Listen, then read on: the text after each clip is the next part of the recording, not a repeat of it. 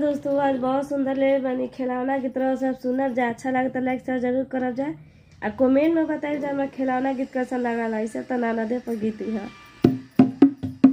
अरे हम घरे ना हो आदर कई दीदी, हम घरे ना हो आदर कई दीदी, हम घरे रहती आदर कई दीदी, हम घरे रहती आदर कई दी, उठी जे खाती बिछाती आदर कई दीदी, हम घरे ना हो आदर कई दी, हम घरे रहती आदर कई दीदी, हम घरे रहती आदर कई दी, उठी गिलासों में पानी पियती आदर कई दीदी, हम घरे ना हो आदर कई दी, हम घरे रहती आदर कई दीदी, हम घरे रहती आदर कई दीदी, चोकर के लिट्टी पनून धई दीदी आदर कई दीदी, हम घरे ना हो आदर कई दीदी, हम घरे ना हो आदर कई, हम घरे रहती आदर कई दीदी, हम घरे रहती आदर कई दी।